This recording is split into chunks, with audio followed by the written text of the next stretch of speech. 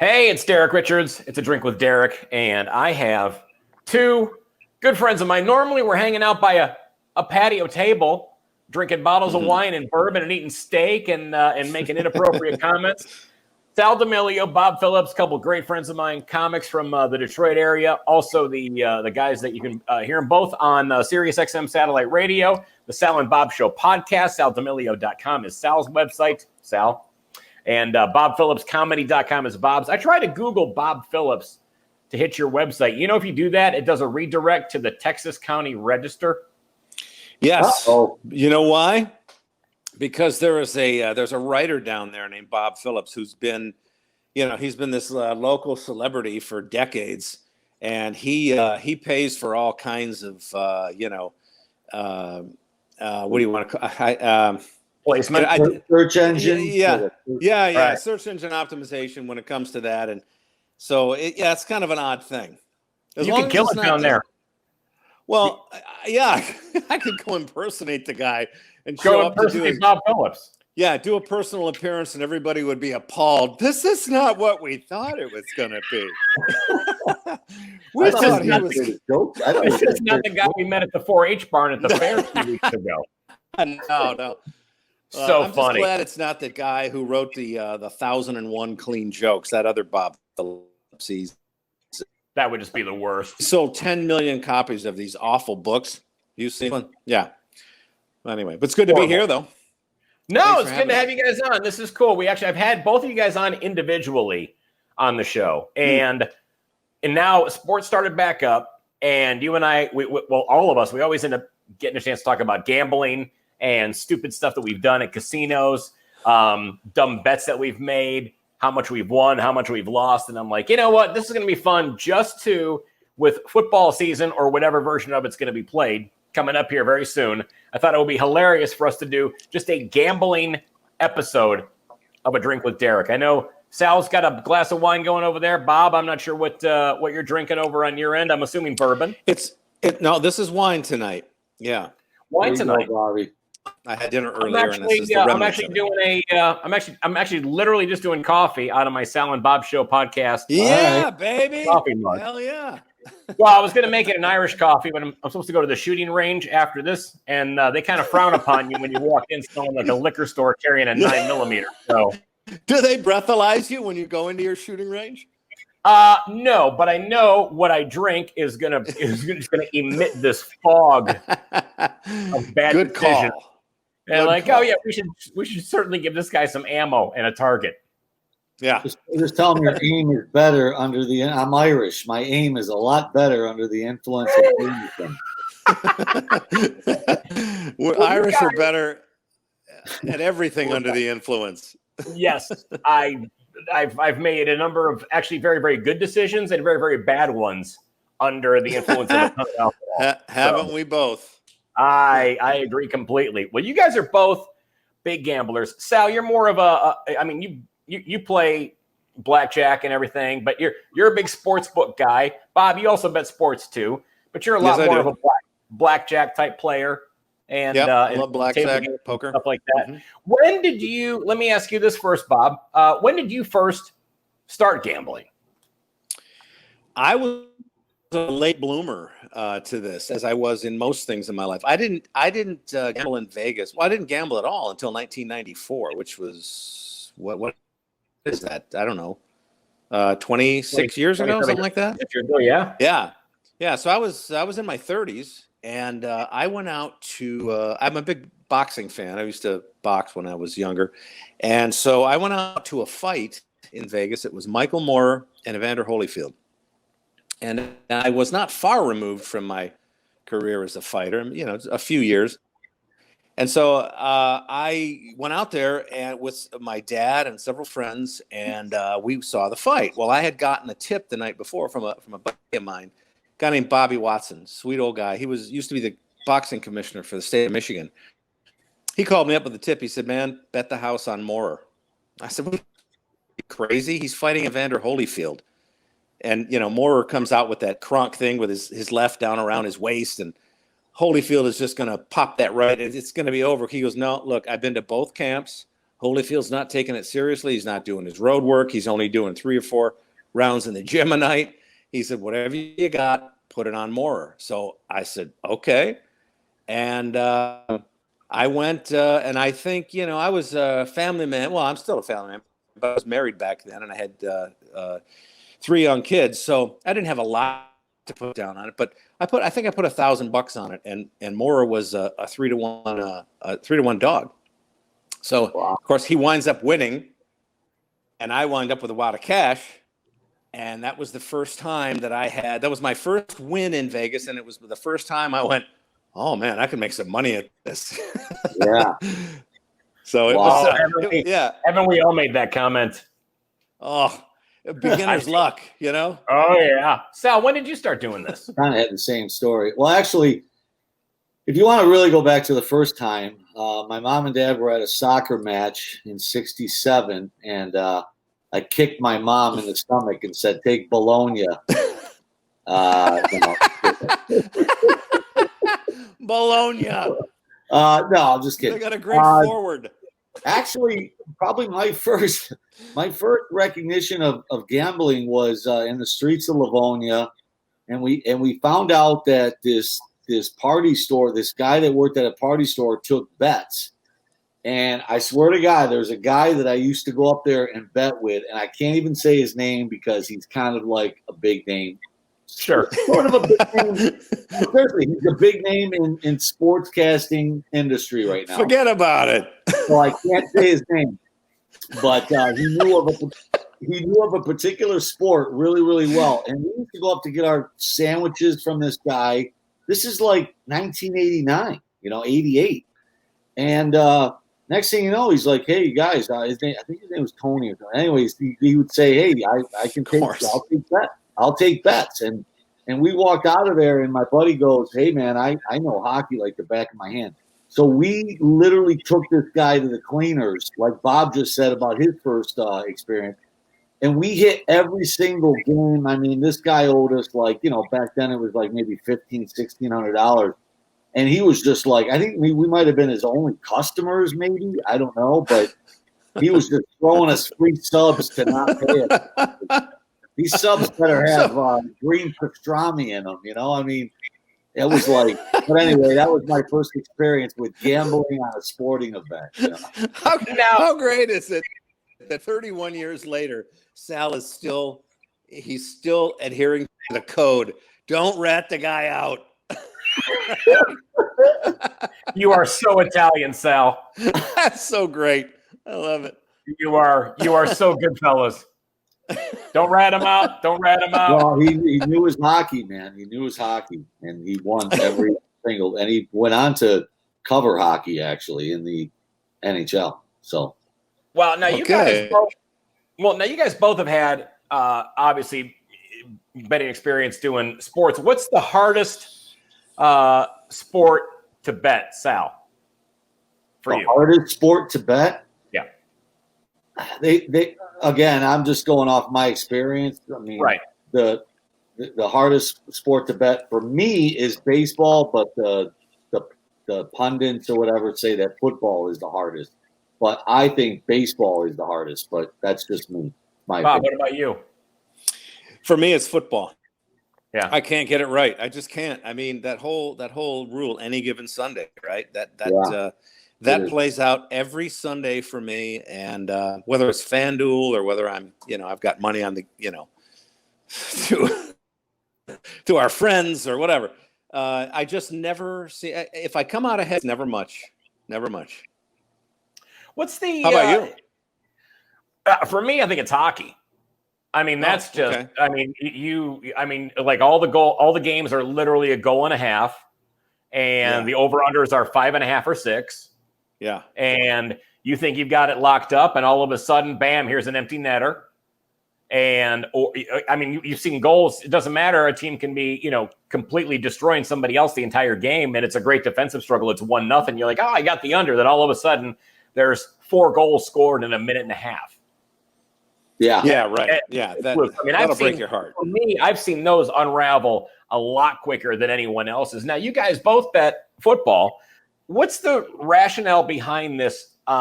where they say in college ball, there's more value to be found in non-high profile games. In other words, stay away from your like Ohio State, Michigan, stay away from Alabama, Florida State. I guess I'll put this to you, Sal, because you do a lot of college football gambling. What's the rationale behind that? Well, I think it's just about number of plays. Like you said, the Alabamas, a lot of action goes on that in Vegas. A lot of money gets put on that game, so the line moves probably mostly towards Alabama. So if the line starts at 34, it goes up to 38 or 39. A lot of the gambling public is betting that. But if you take Kent State versus Miami of Ohio, if you know what's going on in those two programs, they make the opening line Kent State -3. But you look at injuries or you look at that kind of thing, and Kent State should really be a -5. Well, the public's not going to make that line -5. It's probably going to stay at 3. So you probably get a better value in betting the low-end schools rather than bet the Alabamas and the Florida States that has a lot of line movement. Right, Bob. I was going to ask if Sal, I think I know what you're saying there. Let me see now this is what I'm hearing. And I was going to answer it something like that. To me, when you're talking about games that are sort of off the radar, right? That it's not, it's not the game of the week, not 1 versus 3. It's not 6 and 7. In the other games, it's about talent. It's about matchup and not about hype. I think to me that's what I would answer. I would say you get more value because you can better predict the winner based on what you see as the talent pool. It's got nothing to do with lines and emotion and everything else. That's just a thought. No, you're exactly right. I mean, I think if most bettors just did that, one time somebody told me I was getting ready to bet an underdog or something. I was in the Caesars line or something. You just talk to people when you're in line and who you take, who you betting. And I went to this guy. He's like, who are you taking? I said, I'm taking Arizona +7. I think they were playing they were playing like a better team, but they were at home. And the guy goes, okay, let me ask you a question. Do you think Arizona can beat this team tonight on this field? And I go, no, I think the spread's going to come into play. And he goes, then take the better team because they're probably going to be in control of the game. Anyway, I know +7 games always cover, but that particular game, it ended up being they had a 10-point lead and they got a turnover late in the game and they ended up winning by 17. It could have went the other way and they won by 3, but it happened to go the other way because they were the better team on the field and they made the play in the fourth quarter to go up 17 points instead of being in the game and being a 3-point game. So that's kind of what I'm saying. If you don't think the team can win the game, don't take the points. That's what they say to do. Okay. Yeah. That's kind of an old acronym. Now, how hard is it now to bet in the bubble? Because you've got the NBA games and you also have NHL games that are both being played in they're both in the same stadiums. There's no home ice advantage. There's no home court advantage in the NBA games at all. I mean, is it harder or easier to bet these games because now you're just betting the team on pure talent? You're not betting on the fact that the Lakers are going to have to go play on the road, or Vegas is not going to have to play. The Golden Knights aren't going to play on the road, so there's no. Everybody knows the rinks. I mean, they've been playing in them now. They know the action where you hit it in this corner, it's going to die. You hit it over here, it's going to go. It's going to ricochet off quicker. I mean, how much harder is that now? I mean, have you been doing any betting in the bubble? Either one of you. I'll say Sal first, only because I know that you typically are into doing something like this time of year. Yeah, I kind of, after the pandemic where I couldn't bet on anything, I was trying to call my bookie to bet on the 1988 NBA Finals with Magic Johnson versus Larry Bird, but he wouldn't take my bet. So when I couldn't bet on anything, I kind of just whatever. But after I don't know, in the middle of the summer, July or August, Motor City opened back up, and they actually have because they were gonna do legalized gambling when back in March or January, they started it, and then it got screwed up. But anyway, long story short, I've gone down there and bet a couple of just $50 plays, just to go down there, and because what I did was I watched a couple of games in the bubble, and I noticed that the scoring was going up. The teams were getting used to shooting there. So I felt like the overs were a pretty good bet. So I think I bet a couple of games in the over. I think I won 2 out of 3 down there. I lost 1. But, I mean, I just bet the overs because these guys were shooting the lights out because, like exactly what you just said, Derek, there's no traveling. It doesn't matter who the home team is. It just does not matter who the home team is. So if the Lakers have home court advantage against, the Miami Heat for the title, it doesn't matter. So there's 3 courts though there. Everybody thinks it's just one, but there's actually 3 different stadiums, whatever you want to call them, arenas. Oh, I didn't know that. Yeah, I didn't know that either. Bob, have you touched any of the games in the bubble? No, NBA, NHL? I don't touch the NBA at all. I don't have any interest in the NBA. I don't know what it is. I think it's. I look back. What was it? 10 years ago, we had that ref that was busted for cheating. Oh, yeah. And he was betting on the games. I mean, I think that's more prevalent than people understand. And I think, the whole idea, NBA is so full of makeup calls and star treatment and nonsense that you can't put your money down with any faith on this to me. Now, I'm not saying it's a mistake on your part, Sal, because you're betting the over under. You're betting. You're a smart bettor. For me, I get pissed off because I can't stand. I mean, this started with, even before Jordan, all the superstars get an extra step and a half, right? There's never any traveling call. There's all kinds of makeup calls. Somebody gets hacked at one end, and they're like, okay, down we got to, and they miss it, and then the refs, you see them kind of talking to each other as they're going down the court. You know exactly what's going to happen. Yeah. The call's going to get made when the action comes back. To me, that's horseshit. You know what I mean? It's agreement between players and refs. I don't like it. I don't trust it. I'm just curious what these guys are doing for bubble pussy. I mean, how are they? Well, they're getting it. Remember, their side action. I mean, these Edmonton hookers are really the Toronto and Edmonton hookers are just crushing it. The hockey bubble. Well, they're in Saskatchewan or something. Where are they at? The Alberta and Toronto, Ontario ass quotient is just going to the moon. These are the only women not complaining about the pandemic right now. That's a good point. It's a good point. I'll tell you what. Yeah, look, any NBA star is getting his NBA pussy. It's happening. There's no way that this guy's being denied. You think any owner is going to say, no, you're not going to do it. Listen, Harden, you can't. No, stop. We're at Disney World. Dreams come true for everyone. No matter who you are. Yeah, no matter who you are. If you wish upon a star. No. Snow White's Castle is not just a place to visit in Disney. Yeah. No, that's the NBA, man. Well, you guys have spent a lot of time in casinos and as far as, sports betting and so forth. And when you talk about these guys, they always say, and you hear it all the time. I know, Sal, you listen to the Brent Musburger network out here in Las Vegas. I think it's Vegas. VSIN, Vegas Sports Information Network, which is a great network to listen to if you want to follow sports betting at all. But they always have these advertisements. Follow sports, great. Oh yeah, but they always advertise these guys that'll, hey, buy my winning picks. Have either one of you ever done that? No, because I know some of these guys are pretty good out there. I guess if you're 70%, you're pretty good. But let's just face it, man, when it comes down to a game, whether it's, let's say it's game 7 of the World Series, are you really going to call a guy to tell you who to bet? Or are you just going to look at that game, look at the two sides, look at the stats yourself, and just come up with a logical pick on your own? Because you're just going to, if you pay $50 for a bet and then it's wrong, aren't you even more pissed?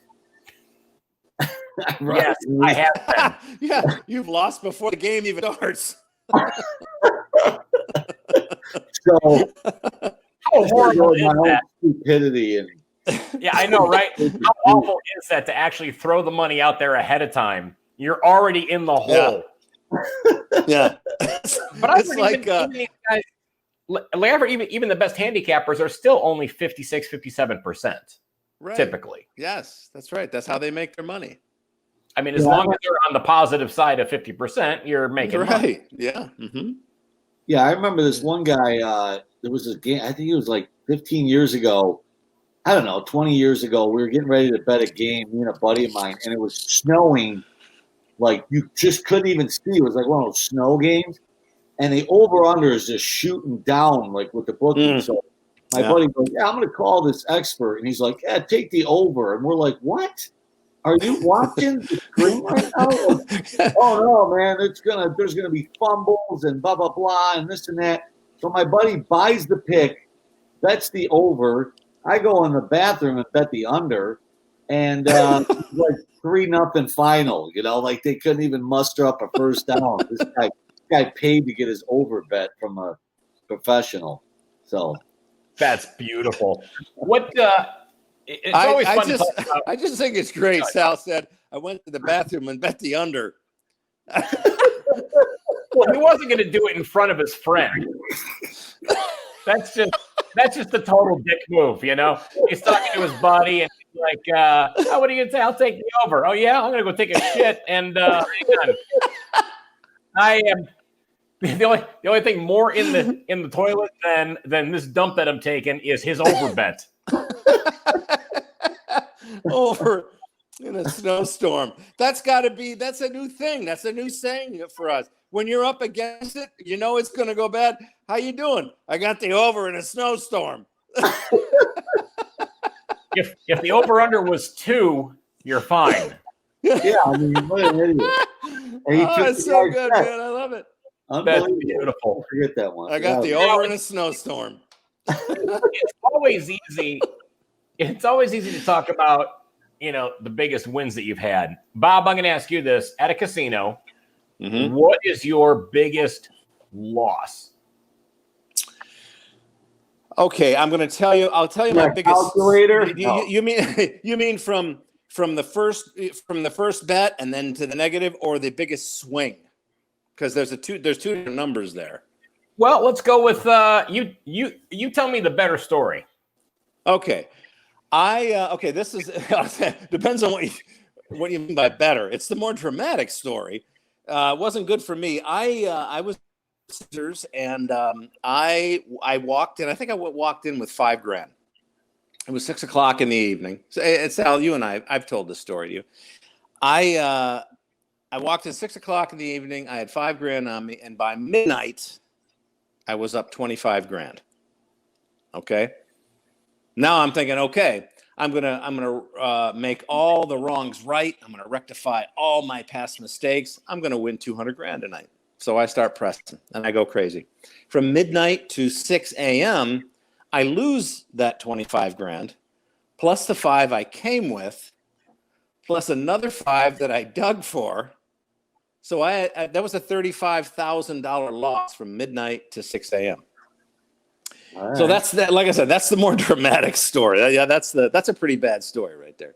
Then I thought, you know, I'm going to get out of here. I have some things I got to do. I had meetings I had to attend, and then I thought, okay, I'm coming back after lunch, and I'm going to get this money back. Now hang on. This was at, you said Caesars in Vegas? No, this was actually in Windsor, Canada. Okay. And I only lost $23,000 then. No, I calculated it was 25 US. Okay. And so it was something like, who knows what that was, 33,000, something like that. But I traveled to Chicago. I went home. I got out of there at 6 a.m. This is pre 9/11. Went home, took a shower, came back to Metro Airport, took a flight to Chicago, did my thing there, you know, because I have a business there. Got back on an airplane and got back to Detroit before the bank closed in Detroit.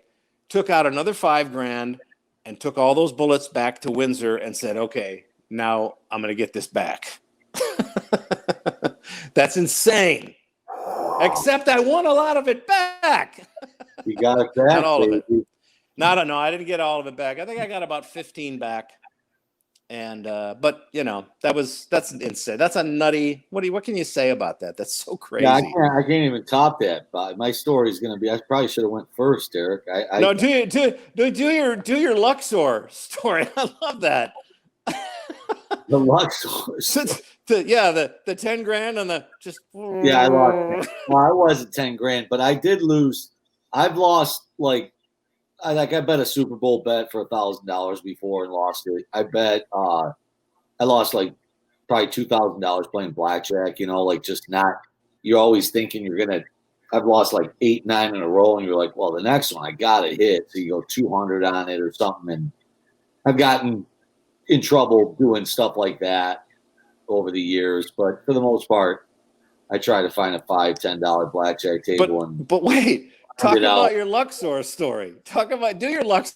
Well, the Luxor story is I lost $10,000 staying at the Luxor Hotel. That's the one with the big pyramid with the big light shooting up on the top. And I slid down the side of that building, and I just asked asked the guy, take me that light. And he took me to the Luxor Hotel and Casino, which is in a Home Depot's parking lot. How about you, Derek? I've told that joke in a long time, so I apologize. I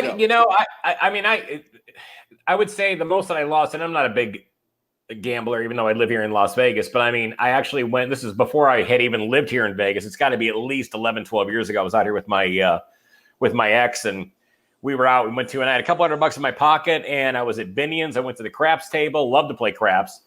I go to the craps table. I took 300 out ATM right before midnight.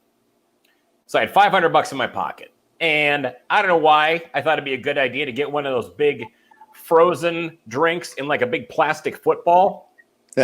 Where it's 151. And they're like, what, do you want a 151 floater on top of it? Well, why wouldn't I? Yes, well, I of should. course. This will enhance the evening. I should absolutely do this. So I take my $500 and my big plastic football. I look like a 5-year-old at the carnival, and I'm sitting there, and I've got this big straw coming out, and I'm slurping this blue-red drink thing, and I'm throwing money down, and I was winning a little bit, winning, losing, up, down. It was a fun table. Just when craps is going and the energy is good and it's there. Yeah, it's the funnest. It's the most fun you'll have gambling. It really, really is. And so there's a guy, the pit boss is back there, and he's got an ill-fitting sport coat on, like when you were little and you tried your dad's jacket on. Yeah. And we've all seen that guy at the casino, right? He didn't want to spend the extra $100 to get it tailored. He's like, you know what? Fuck it. I'm just going to wear this. And so I'm like, all right. And here's $10 for the dealers. And here's another 20 to get the pit boss a new jacket.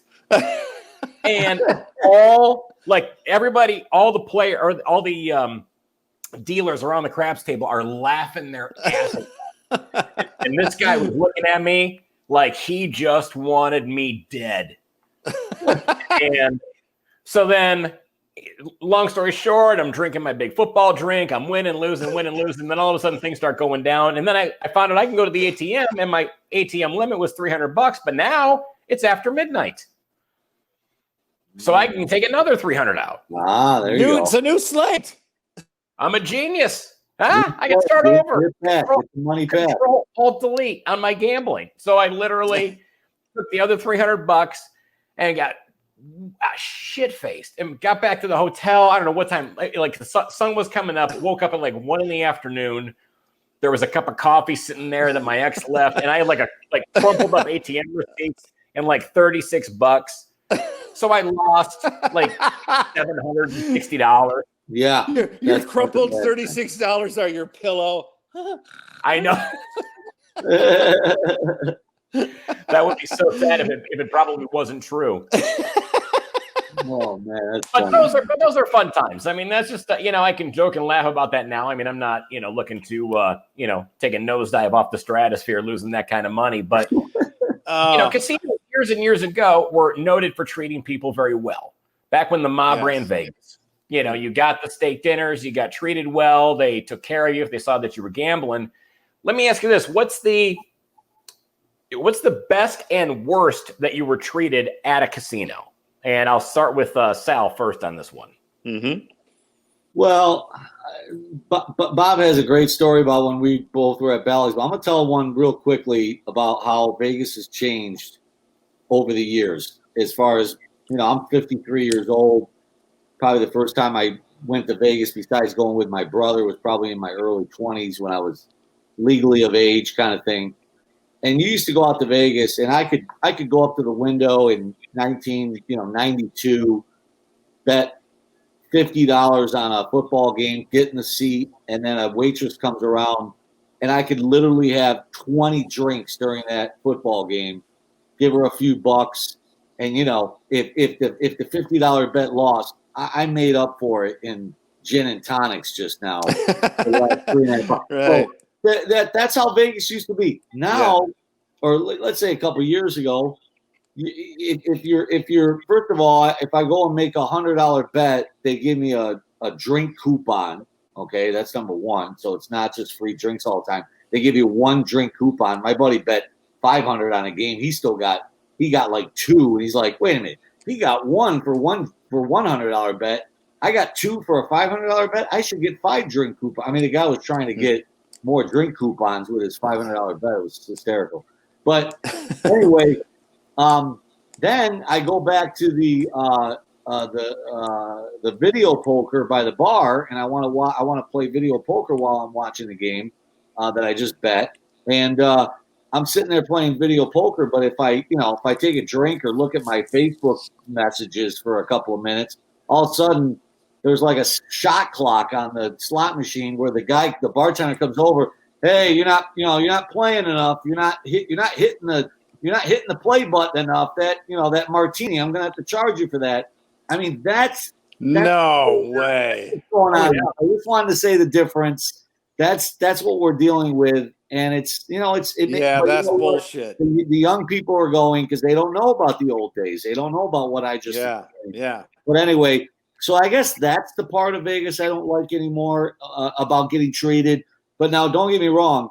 Where I went at this particular sportsbook, the Venetian, they're kind of cool about it. They kind of look away, and if you don't press play on the poker game every freaking other second, they know their tips depend on it, so they kind of let it slide a little bit. But anyway, there's certain casinos I guess you can go to where if you're a regular, they'll probably let that slide. But I just want to just throw that out there. That's kind of what's going on. Derek, what's going on. No, exactly. Yeah, they'll say you're not playing it fast enough. And you know what? Here's the thing. Now you got casinos everywhere, all over the country. And here in Las Vegas, you got casinos all over California. You have they're everywhere. And, why are you going to let somebody, give them a reason to not want to come back to Vegas? I mean, charging for parking and doing that kind of stuff, too, with the strip properties. Yeah. Locals stay away from the strip as a rule. I mean, I don't go on the strip unless I'm working. But, now you're charging people for parking and nickel and diamond people, and that's what's pissing people off. And so now during the pandemic, there's billboards all over saying, oh, hey, forget where you park. Don't worry. It's free. It's on us from some of these other big properties. Yeah. And the locals are going, you know what? Go fuck yourself.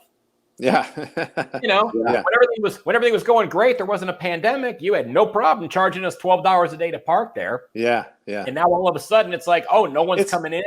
Oh, it's always the little nickel and dime stuff that pisses people off. And that's the way it is with me. The big picture, I get it. It's like, don't be a nickel and dimer. Don't tell me I'm not hitting the button fast enough. Get out of my face. Yeah. I mean, what am I? No, you're right. Sakamo? What do I gotta? I can't check out my Bumble likes for a couple of seconds. I mean, Jesus. You're the Cal Ripken of Bumble, Sal. Yeah, you're not supposed to be on those sites all the time. So, I mean, unless you find somebody and you move on. Yeah, get in, get out. Quick hits. Yeah, so now to scratch my balls, and I gotta freaking pay for a martini now. Now, Bob, what is your? You had an experience actually out here in Vegas, not too long ago. Yeah, you know what? Well, I'm going to say the best I've ever been treated was at MGM. This is back in the 90s. I brought my then wife out there, and we had a great night. There's a whole other story that's attached to this we don't have time for, but I think I won 8 or 10 grand. I don't know what it was.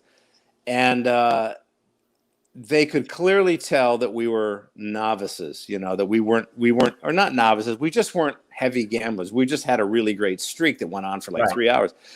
So we go back to our room after this run is over. There's a bottle of champagne chilled with a note saying, "Hey, hope your great night continues." I mean, come on, that's beautiful. Wow. They're not saying, "Come back and lose that money." They're going, "Here's some champagne. You two get it on. Have a great night." I appreciate that. Was great. I appreciated that. Contrast that with Sal and me out there when we were doing some recon for the Sal and Bob show. Sal had some kind of deal that he had with Bally's, so we went out and stayed at Bally's. We weren't even there a half a day. I think let's say we checked in what time? We asked for an early check-in. It was like 11 or something, right? So we're at the tables by noon, and by 5 p.m., between the two of us, we've lost $8,000. I mean, that's insane, right? Playing $25 blackjack. We couldn't get into anything. There was nothing going our way. Table after table. Nobody cared. And I'm thinking, well, at least we're racking up comps here. We'll get a good meal out of this, or a couple of meals, or we're set for the week, right? So we go and we try to get a meal, and the host says, "Oh yeah, you can get a sandwich over here at the whatever." And I was like, wait, time out, sister. What are you talking about? A sandwich? That's an $8,000 sandwich between my friend and I here. I said, you need to check those times and that money. Chips with that? I don't think she offered us that. And so she actually had the nerve to come back and say, "You remember this, Sal, how pissed we were?" We said, "You understand $8,000 just went into your pockets, and you're giving me, not even both of us, one sandwich." I said, "This is the most ridiculous thing ever." And this was so we asked to speak to the who do we talk? Was the concierge? I forget who it was after that. And she backed her up and said, "Oh yeah, it's about time." I said, "What do you mean it's about time? This is $8 grand." Well, she was trying to say that we had to like build up our points for the stay or something like that. Yeah, what do you mean build up points? Look at the money, you idiot. So we said, you know what? They wanted to give us a $50 voucher. I said, "You know what? Shove this up your ass. We're out of here. We're never gambling here again." And so we've been ripping on Bally's and Caesar's properties ever since. And I would love to get stayed at Harrah's many times and Caesar's, and it's a good properties. Back in the day, they used to treat me right. But that particular trip and that particular moment at that particular casino, which was Bally's, that guy should have came out and gave us steak dinners and just said, for "Hey, a week." Yeah. Yeah. Well, even at the very least, you went in there and you pulled a Karen by asking to speak to the concierge. Yeah. And at that point, even just before Karen was even known, before Karen moved up from AAA to the show. Yeah. The smart move would have been to come out and just go, "We're very sorry, Mr. Phillips. Here is enjoy a steak dinner. I apologize for the inconvenience, blah, blah, blah, blah, blah." Now, if they continue to subsequently fuck everybody else that comes in there, so be it. At least at that point, they took somebody who was very obviously upset, losing $8,000, kept you happy, and then everything would have been fine. But they didn't. But they didn't do that, and then we're just having this conversation right now. It was an insult. It was an absolute insult. A sandwich. Shove your sandwich and 100 of them just like them up your smarmy ass, and your casino house title, whatever the hell you do, you suck at what you do. By the way, Bally's and Caesar's properties suck. I like to say this episode is brought to you by Caesar's Entertainment. Yeah. Enjoy our mini casinos all over beautiful Las Vegas. Yeah. What now, Bob? You literally banned yourself. I did. Casinos. I didn't even know that someone could do this to themselves. I've heard of people being banned from properties, but you literally, Right. you literally went to the 3 major casinos in Detroit, MGM, Motor City Casino, and Greektown Casino, and said, I want to be banned. Yeah, I did. What made that happen? What made it happen was years of getting my teeth kicked in and realizing that it wasn't healthy for me anymore to be doing this. And so I took advantage of a program they have, which is it's called trespassing. What I think, self-trespassing, something like that. And you go in and you say, look, I don't want to come here anymore. And they go, why? And you say, because I'm an idiot and I don't know when to stop. And so they take your picture and they take your thumbprint and whatever else, it's all a dog and pony show. And they say, okay, you can't come here anymore, because if you do, it's trespassing and you will be arrested. Wow. So this is the program they have. Now, I've never been back to any of these places, but I did it because I didn't want to have this opportunity so close to home. I still go to Vegas. I love Vegas. I'll jump the river and go to Windsor every now and again because, it's not a 20-minute drive. There's effort involved. It's like, Detroit is literally 20 minutes from my house. I can, within 25 minutes, I'm sitting at a table losing money. So I said, I don't want to do that anymore. So I cannot go to any of the Detroit casinos. I've done shows at 2 of them, done at MGM and Motor City, and had to get special dispensation from the the gambling, from security, sure, because I actually had to walk through the casino to get to where the gig was at this bar, right? So I don't miss it though. It was the best thing I've ever done because it refocused me. It got me back to life again. No, which is good. The bad part is he did the same thing at strip clubs. So yeah, I'm just standing on the outside licking the condensation off the windows. So now Bob just goes to the Chevron across the street, sits there, drinking a 40 ounce while Sal's actually in the strip club. Yeah, and I call him on his cell phone every now and then. I go, hey, how's it going? Just give me something, anything. Just describe it. Now, Sal, you're the first one to tell me about presidential odds at a casino. That never even dawned on me that you could literally place wagers on who wins the president. I'm not going away. Yeah. I'm going to get some data on that. Hold on. Okay. Well, the data is right here. Data is right up in my head right now. I got the data. The data. Let's put it this way. I was in Vegas in November or late October, 2016. And I remember my nephew betting on the it might have been the American League playoffs. It might have been the World Series that day. The Indians were in it. Yeah, I remember him betting the Indians. And I remember me looking up at that big sports book, odds board, whatever. And I looked up, and Trump was plus 585. Crazy. Late October of 2016. And I turned to my nephew and I go, God, man, that's good odds, man. You put $100 on that guy and you're getting 585. That just seems like a pretty good bet. I don't know why I said that. I didn't bet it, but anyway, he was plus 585 in 2016.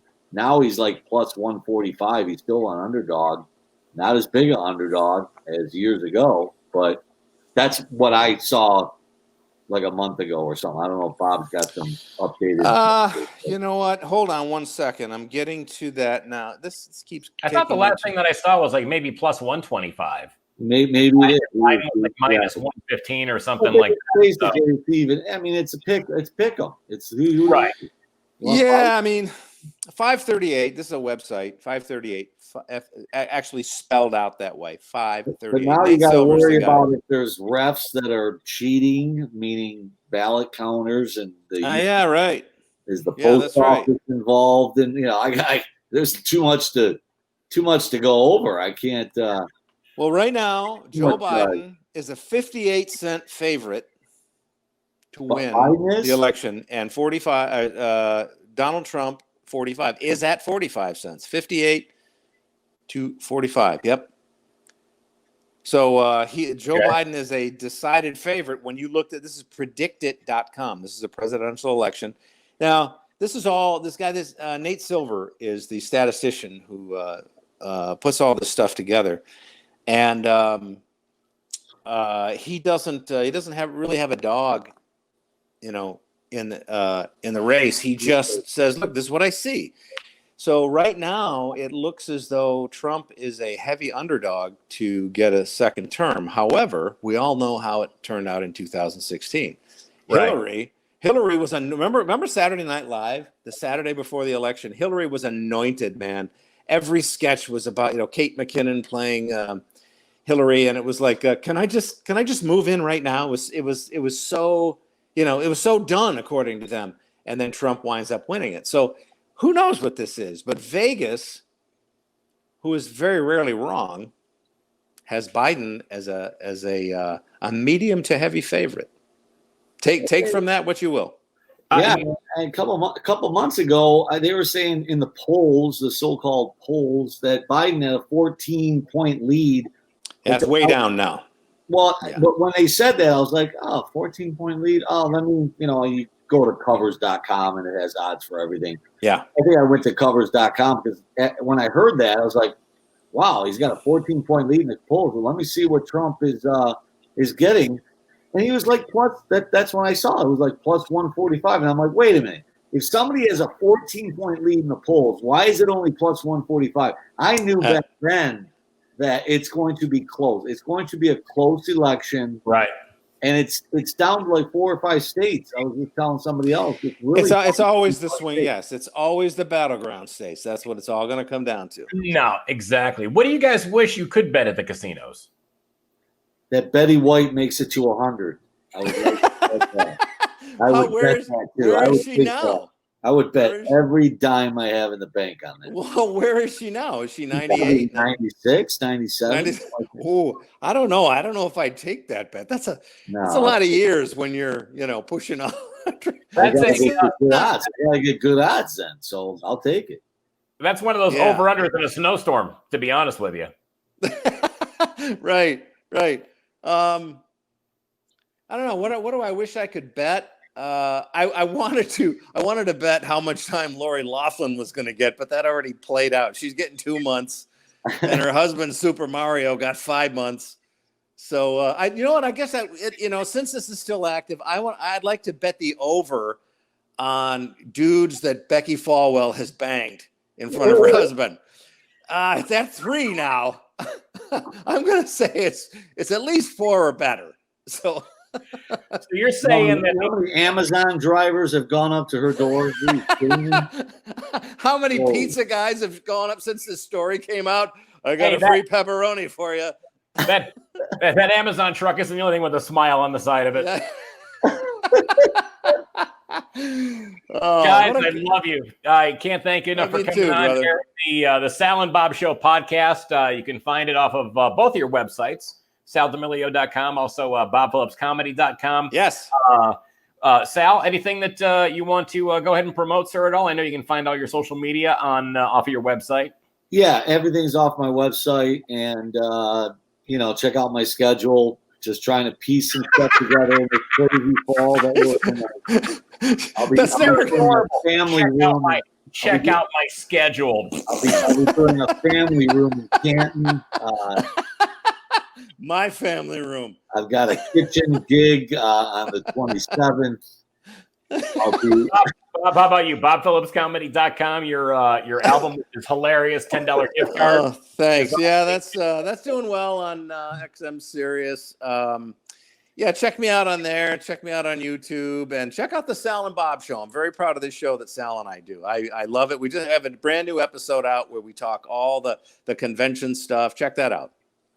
It's an excellent podcast. You guys are great. Dear friends of mine. Wish you were hanging out on the patio drinking some wine and bourbon. Me too. We will do that again very soon. Sal and I are actually going to get a chance to work together in Myrtle Beach. That's right. 29th of October. Comedy Cabana in Myrtle Beach. You guys are fantastic. Thank you so much. We'll see you next time here in Vegas when you're winning some money. Thanks a lot. Absolutely. We'll see you soon, Derek. See you guys.